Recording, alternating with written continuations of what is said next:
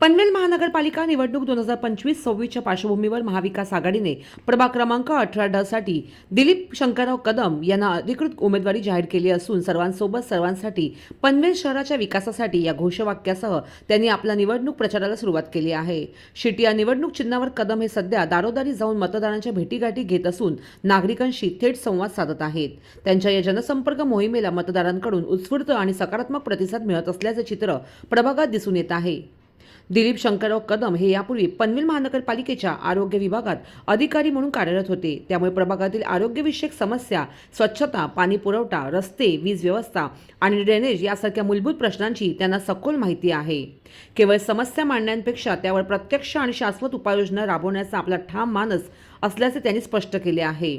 अनुभव, प्रशासकीय जाण आणि जनतेशी असलेली नाळ यांच्या जोरावर दिलीप शंकरराव कदम यांच्याकडे प्रभाग 18 मधील परिवर्तनाचा चेहरा आणि नव्या आशेचे नेतृत्व म्हणून पाहिले जात असून आगामी निवडणुकीत त्यांची उमेदवारी विशेष लक्षवेधी ठरण्याची शक्यता व्यक्त केली जात आहे। क्रमांक 18 मधनं तुम्ही उमेदवारी अर्ज भरलेला आहे। कशा प्रकारचं प्रोत्साहन आहे? सध्या डोर टू डोर प्रचार चालू आहे, मतदारांना कशा प्रकारचं प्रोत्साहन मिळतो आहे? मी 1985 पासून ते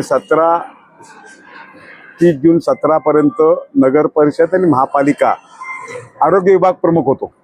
म्हणजे ज्याची नागरिकांना खरंच गरज असते, सेवा देणारं 70% काम जे संस्था करते तो त्या विभागातर्फे मी चा प्रमुख होतो मॅडम। आणि हा जो प्रभाग क्रमांक 18चा जो पहिला नवीन पनवेलचा काही भाग आहे ते 1,000 मतं, त्या व्यतिरिक्त जो प्रभाग आहे तिथे मी पूर्ण माझी जबाबदारी म्हणून, माझ्या विभागाची जबाबदारी म्हणून अतिशय उत्तम काम करण्याचा मी प्रयत्न केला। त्या कामामध्ये लोकसभा सुद्धा चांगला घेतला। त्यामध्ये घंटागाडीचा उपक्रम असू दे, ओला कचरा, सुका कचरा वर्गीकृत करणे असो, ह्या सर्वांसाठी मी नागरिकांचा सहभाग घेतला। काही खतकुंड्या आम्ही लोकसभाकातून बांधून घेतल्या। अशा पद्धती अनेक प्रकारे जेव्हा 2005ला महापूर आला त्यामध्ये 17 दिवस आम्ही 15-16 तास काम करत होतो आणि तेव्हा उत्तम आरोग्यदायी पनवेल ठेवण्याची जबाबदारी माझी होती, ती निश्चितच चांगली केली। इतर वेळेस काहीतरी मलेरिया अमुक तमुक व्हायचा, पण नंतरच्या काळात बोलले अरे तेव्हा बरं आहे, किती चांगलं काम केलं, असं नागरिकांचा तेव्हा प्रतिसाद होता। निवृत्तीनंतर मी माननीय शरदराव जॉर्ज साहेब यांचं एक म्युनिसिपल लेबर युनियन होतं, त्या युनियनमध्ये मी ह्या युनिटचा अध्यक्ष होतो 15 वर्ष। आणि असं मला इतर सर्व काम करताना सर्व माझ्या नागरिकांजवळ माझा संवाद चांगला होता आणि त्याचा मी आता जो प्रभागात फिरतोय त्याचा प्रतिसाद मला चांगला भेटतोय, यात काय वाद नाही।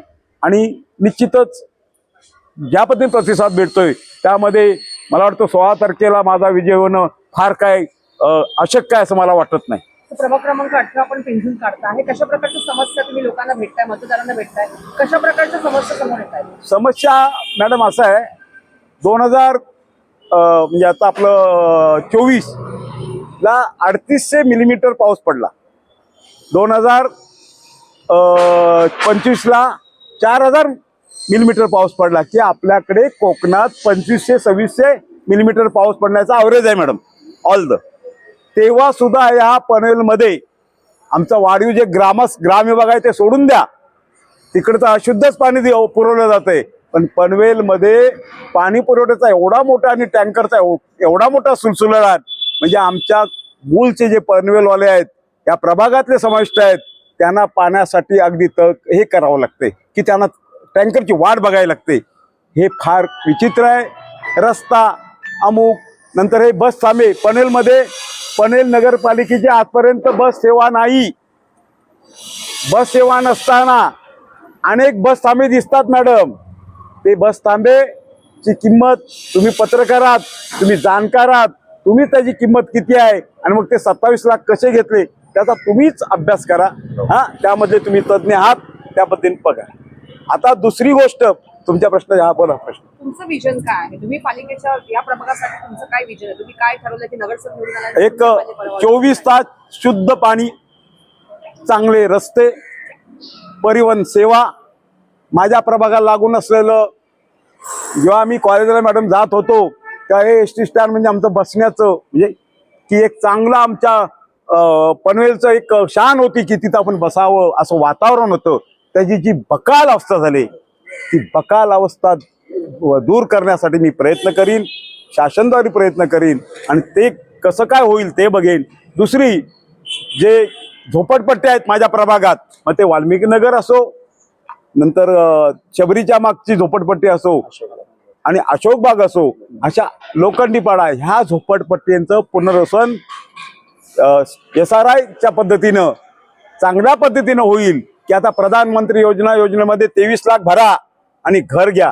मॅडम 23 लाखामध्ये आमच्या इकडे 1 BHK रूम भेटतो पनवेल महापालिका क्षेत्रात आणि तुम्ही 23 लाख त्या झोपडपट्टीत कोण राहतो? श्रीमंत राहतो. झोपडपट्टीत राहणारा गरीब आहे, मध्यमवर्गीय माणूस आहे, तो 23 लाख आणेल कुठून? म्हणून प्रधानमंत्री आवास योजना व्यतिरिक्त ही शासकीय जी दुसरी योजना आहे त्या अंतर्गत आपल्या झोपडपट्टीचं पुनर्वसन करण्याचा मी प्रयत्न करीन. राहिला दुसरा प्रश्न जो तुम्ही विचारलाच नाही की 4 सदस्यीय निवडणूक होती, ती 1 सदस्यच कशी झाली आणि 3 का झाल्या, त्याचा अभ्यास तुमच्याकडे चांगला आहे, तुम्ही जाणीवकारक आहात आणि मी त्यातला एक का राहिलो, मला काय केलं असेल त्याचाही अभ्यास तुम्ही करा. माझ्या तोंडाने मी काही सांगणार नाही आणि ह्याचा विचार समस्त नागरिकांनी करावा. आणि निश्चितच मॅडम एक उदाहरण देतो. आम्ही जेव्हा काम करत होतो मग कधी कधी मला जिल्हाधिकारी आयुक्त यांच्या कार्यालयातनं फोन यायचा 2 वाजता 3 वाजता. 3ऱ्या रिंगला मी फोन घेतो, तेव्हाही घेत होतो, आजही घेईन, उद्याही घेणार आहे. तेव्हा या नागरिकांच्या कोणत्याही समस्या ज्या महापालिकेने नगरपालिकेने पुरवायच्या आहेत किंवा जिथे ते साथ लागल तिथे मी भविष्यात मला निवडून आल्यानंतर मी निश्चित देईन आणि त्याबाबतचं मला जाणीव आहे, त्याबद्दल मला अभ्यास आहे. म्हणून समस्त नागरिकांनी मला 16 तारखेला सिटीच्या निशाणीच्या समोर बटन दाबून मतदान करावं आणि विजयी करावं. बोला. आपल्या उमेदवारीने विरोधकांना धमकी भरल्याचं कळतं आहे, काय सांगाल? त्याबाबत मी सांगणार नाही. ते आम्हाला बोलत असेल ह्यानं धडकी भरली, त्याबाबत मी वक्तव्य करणार नाही. ते त्यांचं वक्तव्य त्यांना लाभला असो, त्याबद्दल काय नाही. ते समोरच्याला त्यांना धडकी भरले वगैरे असं मी कधी बोलणार नाही. हे निवडणूक आहे आणि मतदार राजाला आम्ही मानणारे आहोत. मतदार राजा जो कौल देईल 16 तारखेला 15 तारखेला तो 16 तारखेला आपल्याला दिसणार आहे. आणि त्याला काय वाटत असेल की आपल्याकडनं काय कमतरता आहेत किंवा त्यांनी 7 वर्षात कोणाला काही काम केलं नसेल, लोकांना पाठपुरावा केला नसेल, त्यांचा फोन घेतला नसेल म्हणून त्यांना काय वाटत असेल ते मला काय माहिती नाही, त्यातला मी अवैध आहे. तुम्ही म्हणालात की बिनविरोध निवडणुका झालेल्या आहेत तुम्ही म्हणताय, पण काय वाटतं लोकशाहीसाठी हे माफक आहे का घातक आहे? बिनविरोध निवडणूक करणं हे लोकशाहीसाठी पूर्ण घातक आहे. संपूर्ण वार्डात फिरतोय, कोणालाही मनाला पटलं नाही. आणि अर्थातच जे बिनविरोध झालेत ते बलवान होते, ते कमजोर होते असं मी नाही म्हणत.